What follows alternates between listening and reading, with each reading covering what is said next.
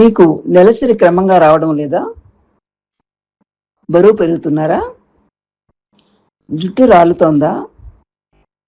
మొటిమలు పెరుగుతున్నాయా? ఇవి చిన్న సమస్యలు కావచ్చు అని అనుకుంటున్నారు మీరు. కానీ ఇవి పాలిసిస్టిక్ ఓవరీ సిండ్రోమ్ సంకేతాలు కావచ్చు. ప్రతి 10 మంది మహిళల్లో ఒకరికి కనిపించే ఈ సమస్య గురించి ఈరోజు స్పష్టంగా తెలుసుకుందాం. మహిళల్లో ప్రస్తుతం ఎక్కువగా కనిపిస్తున్న హార్మోన్ సమస్యల్లో ఒకటి పాలిసిస్టిక్ ఓవరీ సిండ్రోమ్ లేక పీసీఓఎస్.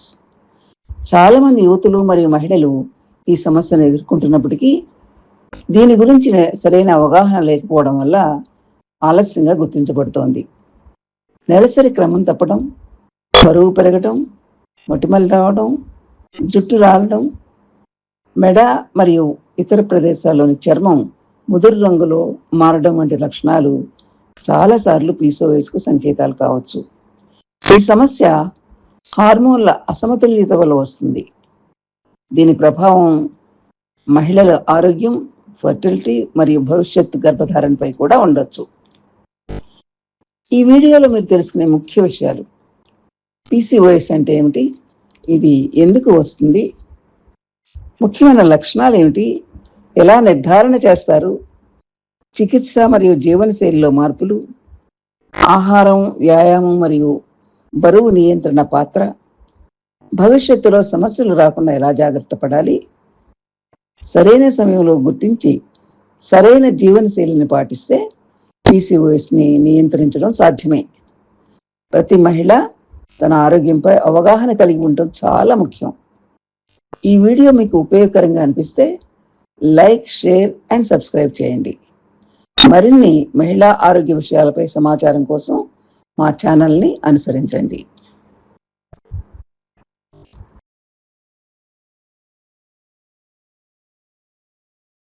ఈరోజు మనం ఒక ముఖ్యమైన విషయం గురించి మాట్లాడుకుందాం. ఇది చాలామంది మహిళలని ప్రభావితం చేసే ఒక ఆరోగ్య సమస్య, కానీ దీని గురించి చాలా అపోహలున్నాయి. అదే పాలిసిస్టిక్ ఓవరీ సిండ్రోమ్, అంటే సింపుల్గా చెప్పాలంటే పీసీఓఎస్. నెలసరి టైంకి రాకపోవడమో, లేకపోతే ముఖం మీద అవాంఛిత రోమాలు, ఎంత ట్రై చేసినా తగ్గని మోటిమలు, ఇలాంటివి చాలా కామన్గా వింటూ ఉంటాం కదా. ఇవి చిన్న చిన్న సమస్యలుగా అనిపించొచ్చు, కాని ఒక్కొక్కసారి ఇవి ఒక పెద్ద ఆరోగ్య సమస్యకు సంకేతాలు కూడా అవ్వచ్చు. అసలీ సమస్యే ఎంత కామన్ అనుకుంటున్నారు? షాకింగ్గా అనిపించొచ్చుగాని సగటున పిల్లలు కనే వయస్సులో ఉన్న ప్రతి 10 మంది మహిళలలో ఒకరు ఈ లక్షణాలతో బాధపడుతున్నారట. అంటే ఇది చాలా విస్తృతమైన సమస్య అన్నమాట. సో ఇక్కడ మనం అర్థం చేసుకోవాల్సింది ఏంటంటే, ఇవన్నీ వేర్వేరు సమస్యలు కాదు, ఇవి ఒకే గొడుగు కిందకొస్తాయి. మహిళల్లో చాలా కామన్గా కనిపించే ఒక హార్మోనల్ డిజార్డర్కు ఇవన్నీ సంకేతాలు. సరే, మరి ఆ డిజార్డర్ ఏంటి? అదే పాలిసిస్టిక్ ఓవరీ సిండ్రోమ్ లేదా పీసీఓఎస్. చాలామంది ఇది కేవలం నెలసరి సమస్య అనుకుంటారు, కాని కాదు. ఇది దానికంటే చాలా పెద్దది, చాలా సంక్లిష్టమైనది. మన శరీరంలోని చాలా భాగాలని ప్రభావితం చేస్తుంది. ఒక్క మాటలో చెప్పాలంటే పీసీఓఎస్ అనేది ఒక ఎండోక్రైన్ రుగ్మత. అంటే మన శరీరంలో హార్మోన్లు సరిగ్గా బ్యాలెన్స్లో లేవన్నమాట. దీనివల్ల జీవక్రియ అంటే మెటబాలిజం దెబ్బతింటుంది. ఇంకా అండాశయాల్లో కూడా కొన్ని మార్పులొస్తాయి. సో ఇది కేవలం గైనకాలజీ సమస్య కాదు, అంతకు మించి. సరే, ఇంతకీ ఒకరికి పీసీఓఎస్ ఉందని డాక్టర్లు ఎలా నిర్ధారిస్తారు? ఈ లక్షణాలన్నీ చూసి కన్ఫ్యూజ్ అవ్వకుండా దీనికోసం ఒక క్లియర్ పద్ధతి ఉంది. అదేంతో చూద్దాం. దీనికోసం ప్రపంచవ్యాప్తంగా ఒక పద్ధతిని ఫాలో అవుతారు. దీన్ని రాటర్డామ్ క్రైటీరియా అంటారు. దీని ప్రకారం ఏంటంటే, మొదట ఇలాంటి లక్షణాలకి కారణమయ్యే వేరే ఏ జబ్బులు లేవని నిర్ధారించుకుంటారు. ఆ తర్వాత ఒక 3 ముఖ్యమైన లక్షణాలని చూస్తారు. ఆ మూడింటిలో కనీసం 2 ఉంటే పీసీఓఎస్ ఉన్నట్టే లెక్క. మరి ఆ 3 లక్షణాలేంటి? ఫస్ట్ది నెలసరి కరెక్ట్గా రాకపోవడం, అంటే అండం సరిగా విడుదల కావడం లేదని అర్థం. రెండోది బ్లడ్ టెస్ట్లో గాని లేకపోతే బయటికి కనిపించే లక్షణాల ద్వారా గాని శరీరంలో మేల్ హార్మోన్స్ అంటే ఆండ్రోజన్లు ఎక్కువగా ఉన్నాయని తేలడం. ఇక మూడోది అల్ట్రాసౌండ్ స్కాన్ చేసినప్పుడు అండాశయాలు చాలా చిన్న చిన్న నీటి బుడగల్లాగా అంటే సిస్టులలాగా కనిపించడం. గుర్తుంచుకోండి, ఈ 3 ఉండాల్సిన అవసరం లేదు, ఏవైనా 2 ఉంటే చాలు. ఓకే, లక్షణాలు తెలిసాయి, డయాగ్నోసిస్ ఎలా చేస్తారో తెలిసింది. ఇప్పుడు అసలు విషయానికొద్దాం. ఈ లక్షణాల వెనక అసలు కారణమేంటి, మన బాడీలో ఏం జరుగుతోంది?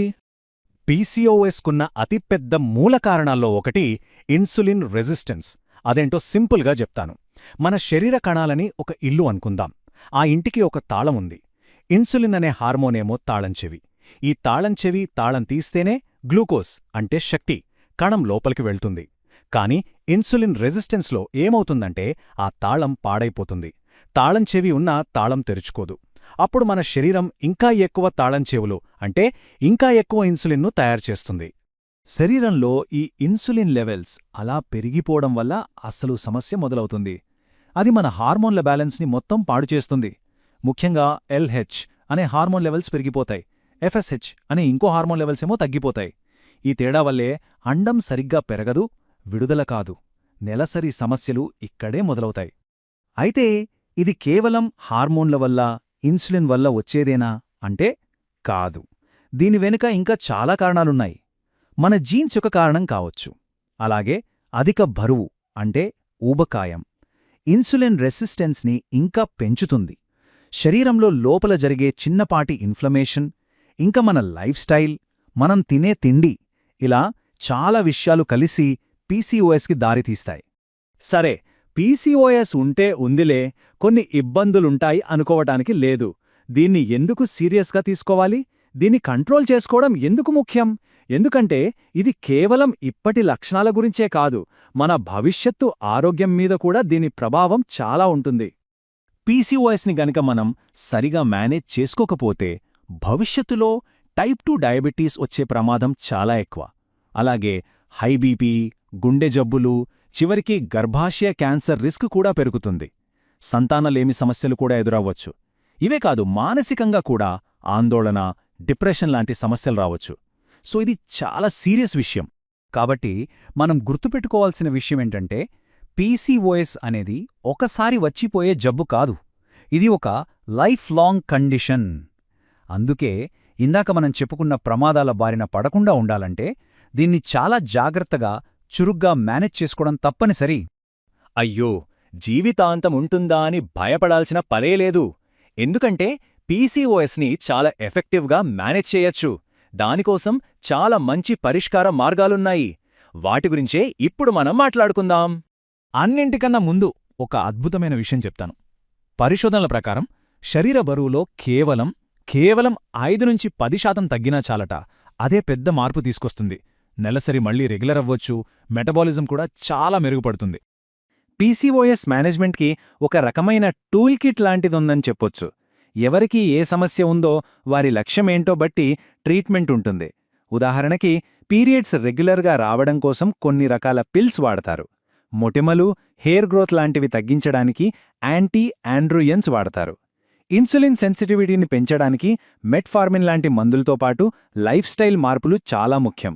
ఇక పిల్లల కోసం ప్రయత్నించే వారికి అండం విడుదలవ్వడానికి వేరే మందులుంటాయి. ఇక్కడ మనం మర్చిపోకూడైన మరో ముఖ్యమైన విషయముంది. అదే మానసిక ఆరోగ్యం. పీసీఓఎస్ కేవలం శరీరాన్నే కాదు, మనస్సుని కూడా చాలా ప్రభావితం చేస్తుంది. అందుకే ట్రీట్మెంట్లో కౌన్సిలింగ్, మెంటల్ హెల్త్ సపోర్ట్ తీసుకోవడం కూడా చాలా చాలా అవసరం. అది కూడా ట్రీట్మెంట్లో ఒక భాగమే.